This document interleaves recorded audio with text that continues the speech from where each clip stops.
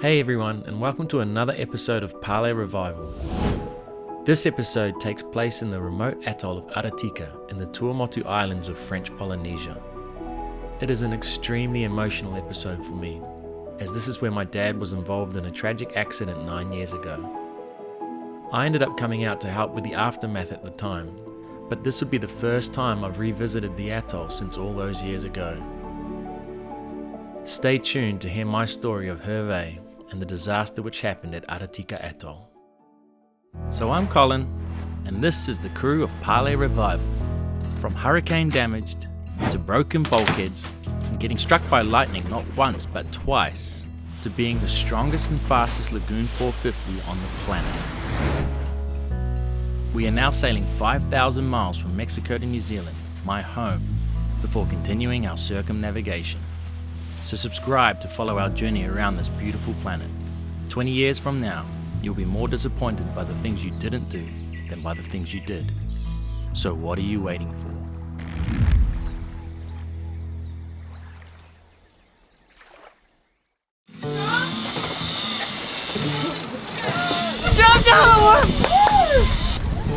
Okay, here he comes.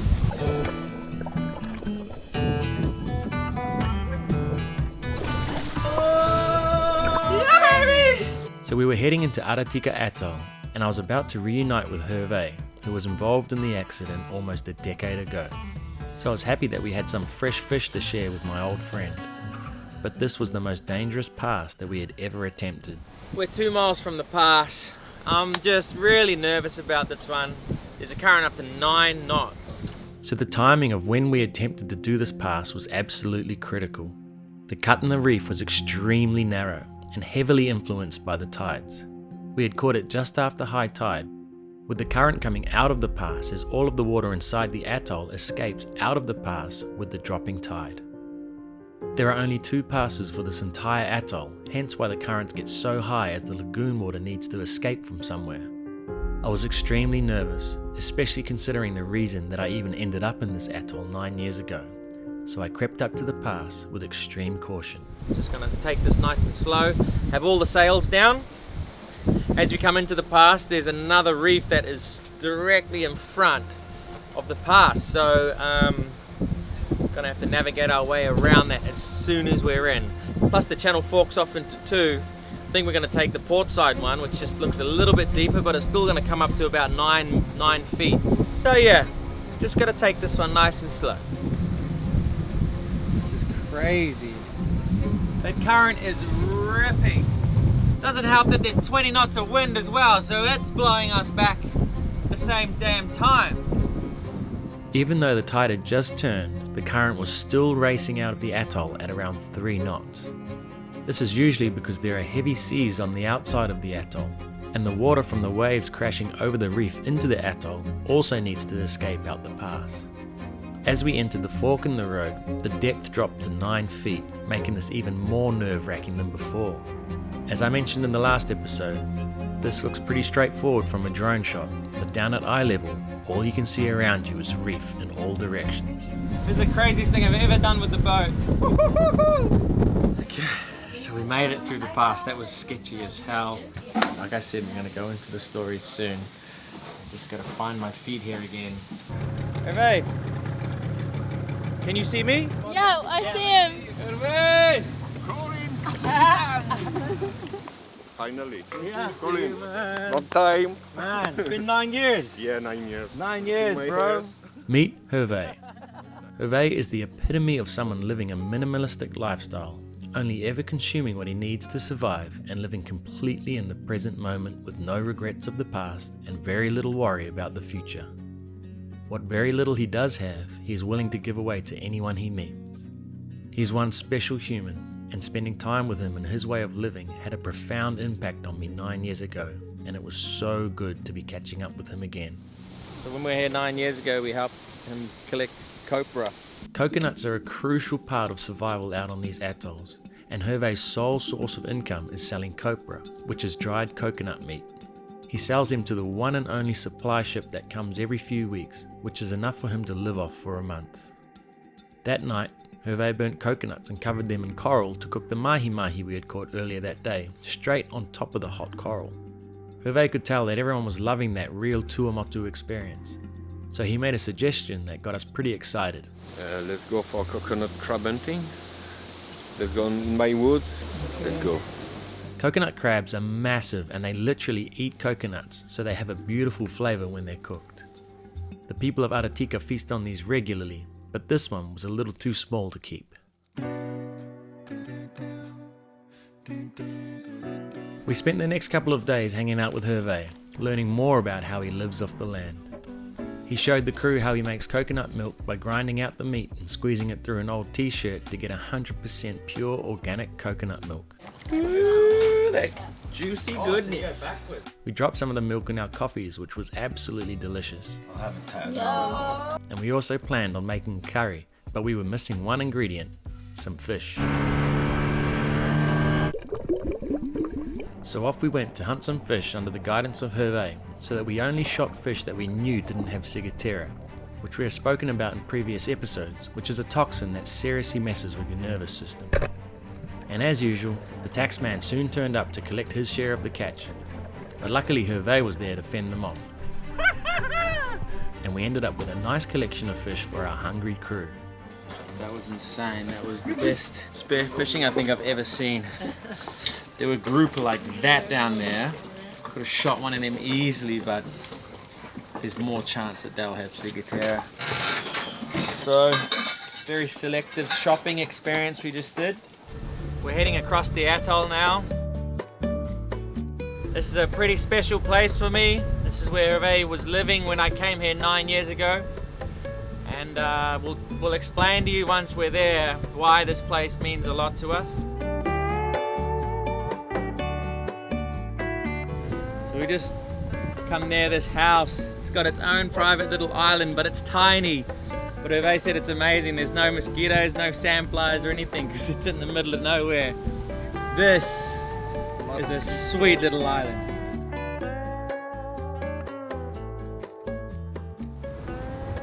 Okay, how's it? So I've lost another damn drone. Rinsed it with fresh water to displace all the salt, and then I'll just let it dry for a couple of days and see if it's savable, but I doubt it. By the way, we're here. This is the little piece of paradise that I ended up on 9 years ago. We lived on the other side of this little island here and lived off the land for like 2 or 3 weeks. But yeah, we'll take you over there and we'll talk about what happened.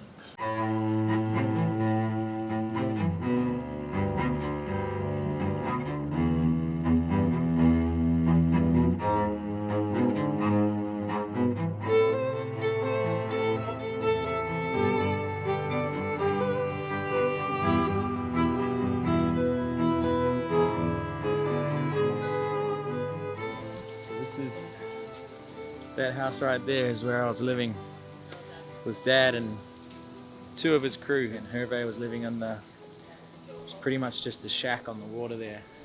Yeah, it's pretty crazy being back. Pireita, that means Brigitte. Ça va? Hey, Farah. What's it like seeing the family again? They look exactly the same. Exactly the same. Going strong. Yeah. I planted this, what, 9 years ago? Huh. Look how strong it is. How did you spend your days here? Playing petanque, collecting all the coconuts, making copra. Time just stood still for a few weeks, just kind of survived. Lived off the land completely.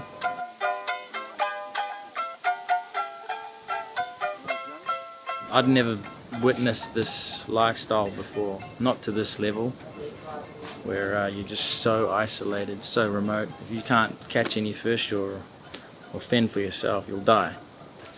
So it's a pretty ruthless existence out here, but at the same time just super peaceful. There's no cars, there's no technology, it's just, you're just one with nature and living off the land completely. It touched me and it changed me a little bit, and yeah, it's quite emotional being back here really. So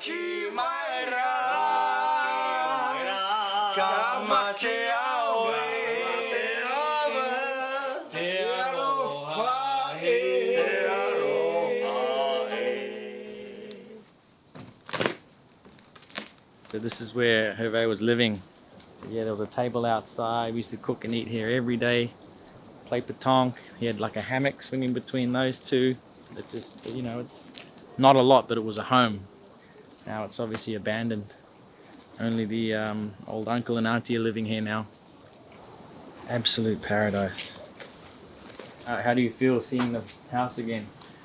A lot of memories. A lot of memories. Yeah, You lived yeah. here for 5 years? 4 years. Yeah. 4 years. Yeah. That's a wind scoop off the boat. Yeah. Quick out for you. This is our kismet too. Here's the life raft out of the boat. No way. Whoa. Wow. That's the flag of the boat. Yeah. It was this thing. Keyway that sheared, so the shaft was spinning and the prop wasn't. This was the culprit of all of these stories. Okay guys, so it's story time. 10 years ago, I was working on a super yacht that was based in Thailand. My captain at the time, his name was Krill, who became a very, very good friend of mine. He had a Tayana 44 monohull in Connecticut, and he wanted it delivered to us in Thailand. I spoke to my dad, and just as a passing comment said Krill was kind of looking for a captain, would you do it? And my dad said yes. So we all flew to Connecticut and got the boat ready to do a massive passage. And Dad sailed it all the way through the Caribbean, through the Panama Canal, across the Pacific Ocean, and ended up in French Polynesia. On their way through French Polynesia, Dad had an electronic failure of the boat and came to the other side of the atoll here to repair it. So after getting the repairs done, he went to leave the atoll through the pass, which is right here, and disaster struck. As he was leaving the pass, a line which was part of the fish traps got caught around the propeller. The keyway of the propeller sheared, so the shaft was spinning and the propeller wasn't. And long story short, they ended up on the reef right here. I was already on my way to French Polynesia to join the boat to sail across the Pacific with them, so I flew here to a very different situation that was originally planned, and that's where I first met Herve right here. So it was a bit of a freak accident that this happened. I think Dad tried to put the headsail up and sail out of the pass, but the rudder just clipped the edge of the reef, and then he said very quickly the boat was just too far up. Man, you can imagine the feeling of just getting smashed further and further up onto the reef, and the moment that you realize that the boat can't be salvaged. I guess the hull was caving in, taking on a crazy amount of water. It was unable to be saved. Yeah. We don't have enough big engines over there to pull the boat out of the reef. And so Dad came and stayed with you here. Yeah, It's a very nice thing of you to take him in. it's like that. When you see people who need help, you have to help them. Yeah. I flew out here and I stayed in that other house just over there with Dad, and for us it was a life-changing experience living here off the land. Normal life. Just normal life. Yeah. You don't need a lot of money to be happy. The money can buy the happiness. I guess the point of talking about this is to highlight how unpredictable the cruising lifestyle can be. You know, 1 minute they're in the atoll anchored, hanging out, next minute within a few seconds they're on the reef, and that's the risk and the dangers involved with especially cruising around these areas. There's usually 1 or 2 passes. You've got very limited options to get in. Once you're into the pass, it is uncharted basically, so you're using the eyeball navigation. It's very, very challenging, and for Dad, he took it really hard because he obviously was determined to bring the boat to Thailand, but when this crazy thing happened, you know, as a captain and as a skipper, it would impact you very, very hard, and I can't imagine what that was like for him. And you know, coming in through the pass here with my boat, I was having images of like, shit, I could end up, it could happen so quickly. And the thing with a monohull is you've only got one engine, so if you lose that system, you're on the reef. It's a scary thought. Should we go have a look at the reef over there? So we walked over to the reef where the disaster happened, and even on this day, the pass looked absolutely treacherous. The current was ripping, and the pass was about half as wide as the one we had entered with Parlay on the other side of the atoll. There was absolutely no remnants of Kismet, which I so distinctly remember sitting high and dry up on the reef. It was such a heartbreaking scene to have witnessed all those years ago, and I felt so bad for Dad to have to go through something like that. When they were up on the reef and there was nothing that they could do to salvage her, Dad and the crew had to go through the painstaking ordeal of salvaging whatever they could off the boat, loading it into the dinghy, and walking 50 meters across the live razor-sharp coral to shore to try save as much as they could. So Herve just told me that it wasn't actually a fish trap or a oyster net that got caught around the propeller. It was a mooring ball that one of his neighbors had taken the buoy off. So the line was still floating, but there was no mooring on the top. So Dad just drove straight into it. Pretty dangerous to take the ball off and not cut the line off or untie the line. Insane. N'ayez pas peur, écoutez-moi. Viens tout près de moi. La joie de vivre. La joie de vivre. So even though the reason for us being here 9 years ago was pretty disastrous, the impact that this family had on us is something we'll never forget, and they gave us such a warm welcome back with some music and a couple of beers. Okay, they put me to work. Last time me and Dad were here, we got one of their outboard engines running, but the uncle has got an outboard here that won't go in and out of gear apparently. So we will see if we can help out. This gear, it's not controlling anything. My background in engineering is sometimes the greatest gift that I can offer in these remote communities. See, this has to turn. These boats are the only mode of transport for them from their little islands to the village on the other side of the atoll, where they have to frequent every now and then to buy things like rice and flour. This is getting serious. Really serious. This is the big end here. But as per usual, a simple thing as a stuck gear lever turned into a major ordeal, and I soon had the entire engine apart just to access it. Actually got it moving, so that's so exciting.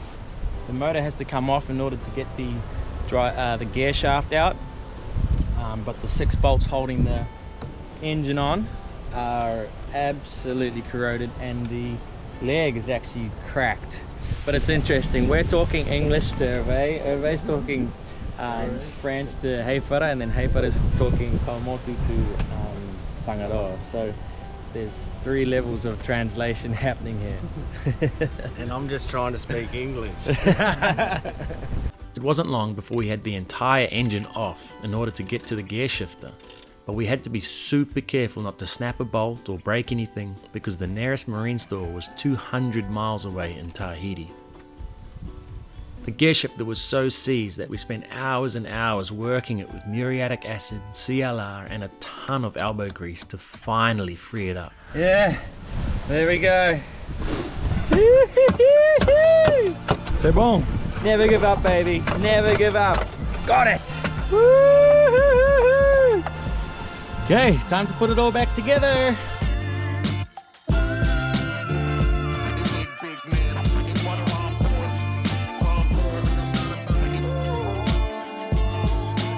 Engine's on. Please start.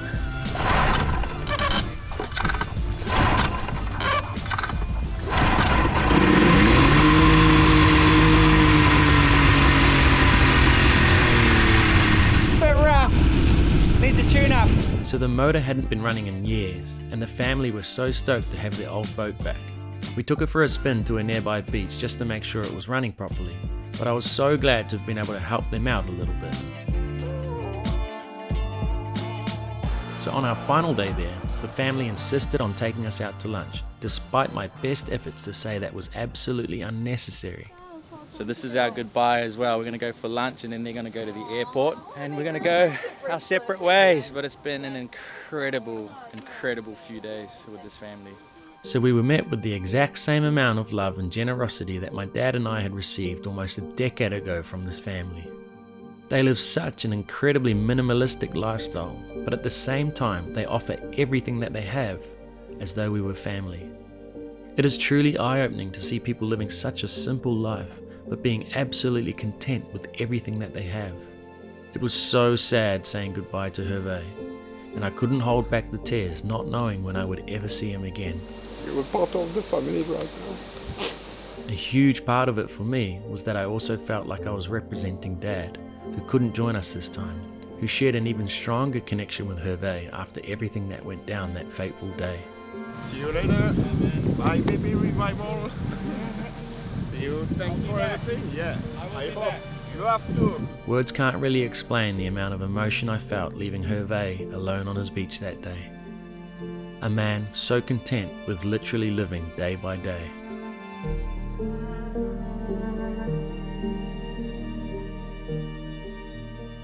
So we reluctantly motored out of the pass, having to carry on with our adventure towards New Zealand. We carefully navigated the channel until we were out of the pass, but there was one more thing for us to do. This is what Heifara and Periita made us. You're meant to throw these into the ocean as you leave the atoll to symbolize the fact that you would like to return one day. So I for sure would like to come back. So I'm going to release mine here. Just being included in this has been mind-blowing. They don't have power, they don't have water, running water, they don't have any luxuries in life, and yet they're willing to open their home and just give you basically whatever they have. To be included in all that was something I'll never forget.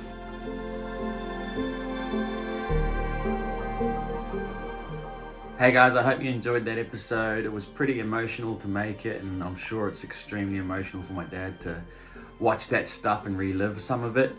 But we've encouraged Herve to start a GoFundMe because it's his dream to become a beekeeper, and he wants to build some hives and create jobs for people on Aratika and sell honey. So it's an amazing opportunity, but he just doesn't have the means to start it yet. No matter how many bags of copra he tries to sell. So if you're interested in just giving a little to a very, very charitable cause, I'll leave a link in the description below to his GoFundMe. Thanks for watching, guys. We'll see you next week.